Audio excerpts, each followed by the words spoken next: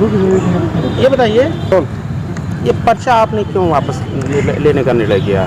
देखिए, माननीय राष्ट्रीय अध्यक्ष जी, समाजवादी पार्टी के जो राष्ट्रीय अध्यक्ष जी हैं, उनका निर्देश हुआ है और उनके निर्देश को जो है मुझे माननीय प्रदेश अध्यक्ष जी नरेश उत्तम जी द्वारा टेलीफोन से सूचना दी गई है कि आपको बांसी 304 से जो प्रत्याशी बनाया गया था, आपने जो पर्चा दाखिल किया था उसे वापस ले लीजिए।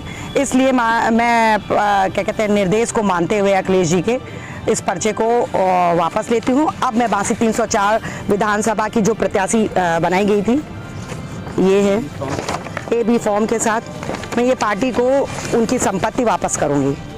इसके बाद अगला कदम क्या होगा? अगला कदम, मैंने जनता के लिए राजनीति शुरू की थी। मेरा एम था कि मैं जनता के लिए करूँगी और जनता के लिए बेसिकली मैं, क्योंकि जब बांसी मेरी मातृभूमि थी, मैं पहले भी काम कर रही थी बड़ी दमखम के साथ विपक्ष में, और मैं अपने सत्ता पक्ष में भी मुझे बांसी की जनता के लिए मैं ढेर सारा काम करूंगी और ढेर सारे काम के साथ मैं अपने जीवन को अमर बनाने का काम करूंगी। और ये लड़ाई कोई विधानसभा की नहीं थी, ये लड़ाई कोई प्रत्याशी बनने की नहीं थी, ये लड़ाई जो है विधायक बनने की नहीं है, ये जनता के प्यार को लूटने की लड़ाई है। और मुझे पता है कि मुझसे ज़्यादा जनता के प्यार को कोई प्राप्त नहीं कर सकता। मैं जनता के लिए आजीवन काम करते रहेंगे, अपने जीवन को न्यौछावर कर दूंगी और मुझे लगता है कि इतिहास में मेरा नाम अमर होगा।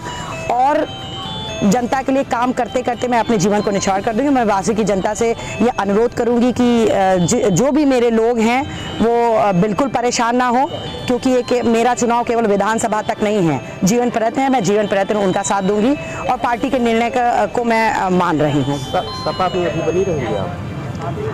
देखिए, डेफिनेटली सपा, मैंने कहा कि मेरी राजनीति कोई क्या कहते हैं, विधानसभा की लड़ाई नहीं थी। समाजवादी पार्टी में आप बनी रहेंगी? बिल्कुल, डेफिनेटली मैं समाजवादी पार्टी में हूँ और साथ दूंगी, निर्णय का साथ दूंगी, लेकिन मैं अपनी जनता के हितों की लड़ाई, पार्टी चाहे कोई भी हो, यदि कहीं भी हनन होगा तो वह आजीवन मुझे लड़ना आता है और मैं लड़ती रहूँगी।